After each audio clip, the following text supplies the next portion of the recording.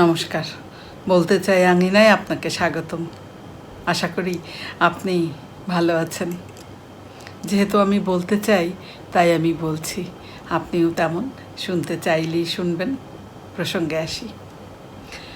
অপেক্ষা আর ধৈর্য, আমরা জানি শব্দ দুটি আলাদা এবং এর অর্থগত পার্থক্যও রয়েছে।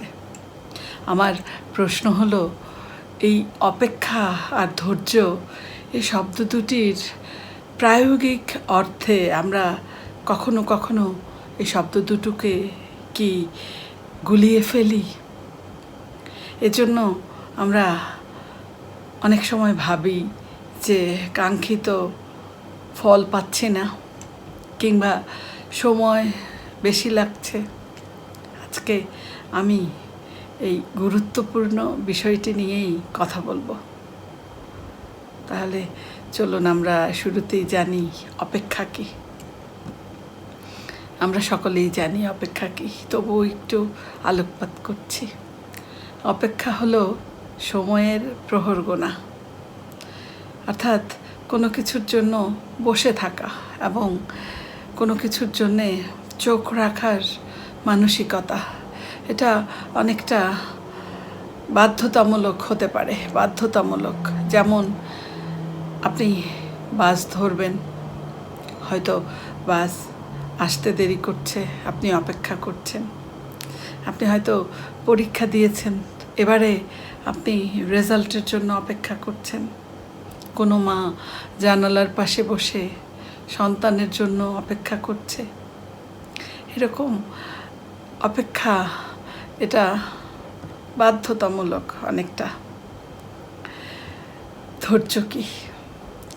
ধৈর্য হচ্ছে আমাদের অন্তরের শক্তি, আমাদের ভেতরের শক্তি, যা কষ্ট, এই যে অপেক্ষার কষ্ট বা এই যে বিলম্ব, এটাকে সহ্য করার শক্তি যোগায়, ক্ষমতা দেয়। এটা আমাদের আভ্যন্তরীণ শান্তি বজায় রাখতে সাহায্য করে।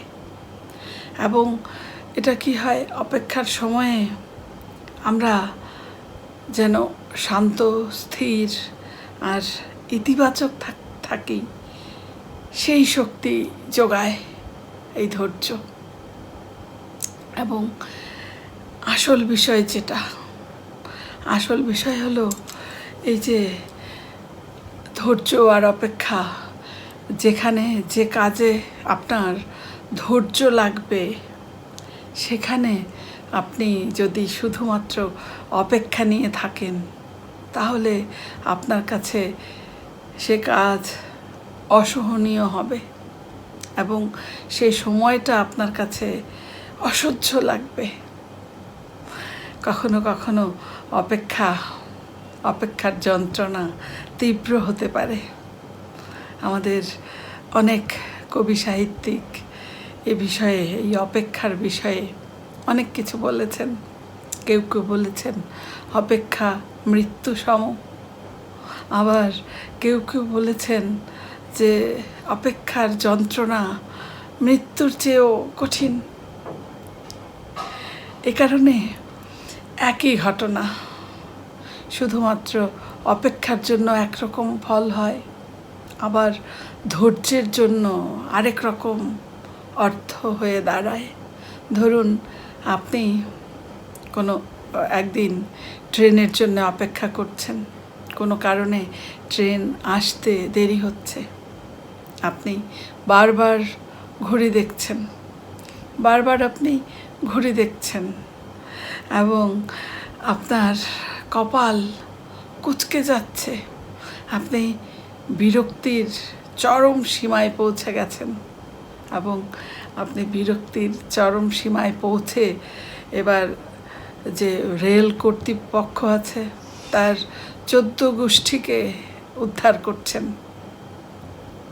এটা হচ্ছে অপেক্ষার যন্ত্রণা। যদি আপনার ভেতরে এই ধৈর্যের গুণ থাকে, ধৈর্যশীল হন আপনি, তাহলে যেটা হবে, আপনি হয়তো জানলেন যে ট্রেনটা আসতে একটু দেরি হবে, তবু আপনি রেগে গেলেন না। আপনি কি করলেন? শান্তভাবে অপেক্ষা করছেন।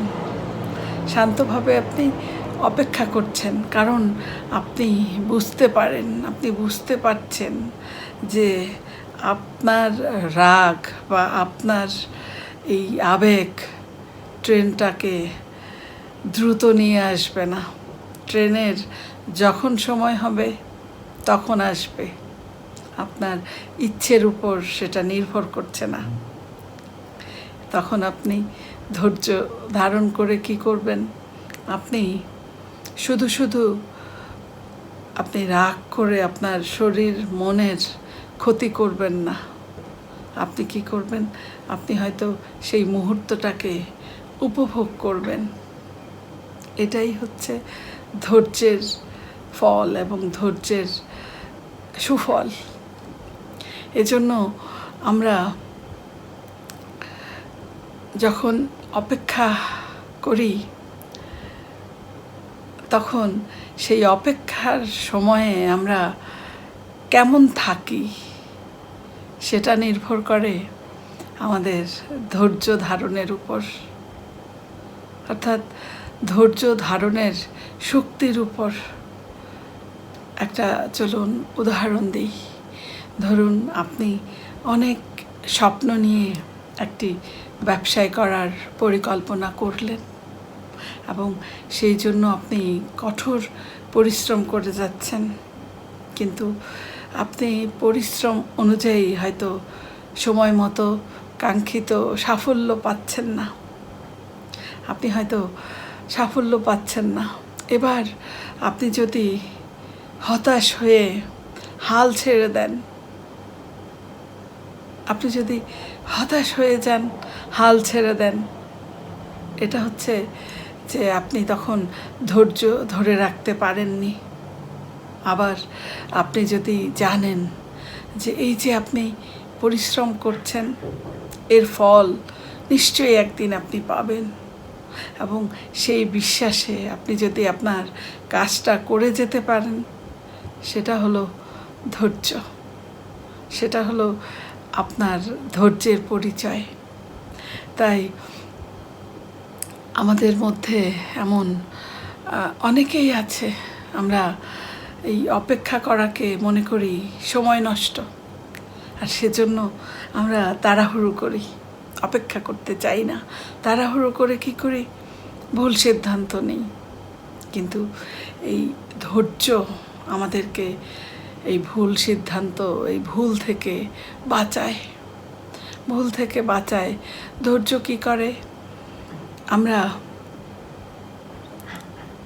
কোনো কিছু পেতে গেলে, কোনো অর্জনের জন্য এই যে সময় লাগে সেটা ধৈর্য আমাদেরকে শেখায়। এজন্যেই আমরা যখন কোনো সম্পর্কে থাকি, যখন কারো সাথে আমাদের কোনো সম্পর্ক তৈরি হয়, তখন আমরা এই ধৈর্য আর অপেক্ষার পার্থক্যটা আমাদেরকে বুঝতে হয়। ধরুন আমাদের সঙ্গী যদি কোনো ভুল করে, আমরা যদি তাকে সময় না দেই, আমরা যদি দ্রুত কোনো একটা সিদ্ধান্ত নিয়ে ফেলি, তাহলে কেমন হয় সম্পর্কটার অবস্থা? পক্ষান্তরে আমরা যদি ধৈর্যশীল হই এবং আমাদের সঙ্গীকে সময় দেই, তাহলে এই সম্পর্কটা হয়তো টিকে থাকবে এবং একসময় অনেক সুন্দর একটা সম্পর্ক হয়ে উঠতে পারে। তাই আমি সবশেষে বলতে চাই, অপেক্ষা আমাদের জীবনেরই অংশ, আর ধৈর্য হলো সেই অংশটাকে কিভাবে সুন্দর করে আমরা পার করতে পারি সেই হাতিয়ার। জীবনের প্রতিটি পদক্ষেপে আমাদেরকে অপেক্ষা করতে হয়, প্রতিটি পদক্ষেপে, এবং সেই অপেক্ষাকে কি করে আমরা সামলাবো তা নির্ভর করে আমাদের ধৈর্যের উপর। ধৈর্য ধারণের উপর।